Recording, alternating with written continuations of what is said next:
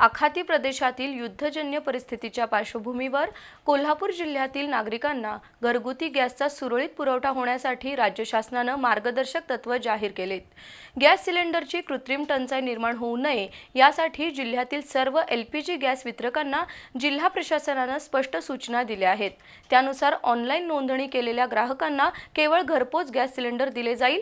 Gas एजन्सीच्या कार्यालयातून किंवा गोदामातून गॅस सिलेंडर वितरित होणार नाहीत असं जिल्हा पुरवठा अधिकाऱ्यांनी स्पष्ट केलंय। घरगुती गॅस सिलेंडर वितरणाबाबत जिल्हाधिकारी कार्यालयाकडून आज स्पष्ट निर्देश जारी झालेत। त्यानुसार जिल्ह्यातील सर्व LPG वितरकांनी घरगुती गॅस सिलेंडरचा पुरवठा केवळ होम डिलिव्हरी पद्धतीनेच करायचा आहे। ग्राहकांना गोदाम अथवा एजन्सीच्या कार्यालयातून गॅस सिलेंडर वितरित करू नये, तसंच सिंगल गॅस सिलेंडर कनेक्शन धारकांना प्राधान्य द्यावं। ऑनलाईन बुकिंग केलेल्या ग्राहकांनाच गॅस सिलेंडर दिलं जाईल। अनधिकृत ग्राहकांना किंवा नियमबाह्य पद्धतीनं सिलेंडर वितरण करू नये अशा स्पष्ट सूचना जिल्हा पुरवठा अधिकारी मोहिनी चव्हाण यांनी जारी केल्यात।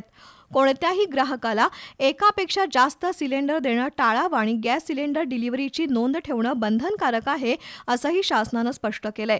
त्याचवेळी नागरिकांनी अनावश्यक गॅस सिलेंडर साठा करू नये। ज्या भागांमध्ये पाईपलाईनद्वारे गॅसचा पुरवठा होत आहे त्या ग्राहकांना सिलेंडरच्या माध्यमातून गॅस सिलेंडर दिलं जाणार नाही। प्रत्येक गॅस एजन्सीच्या बाहेर कोणत्या बुकिंग तारखेपर्यंत गॅस सिलेंडरची डिलिव्हरी केली जाईल याबाबतचे फलक लावावेत। प्रत्येक गॅस एजन्सी कार्यालय पूर्ण वेळ सुरू असावी।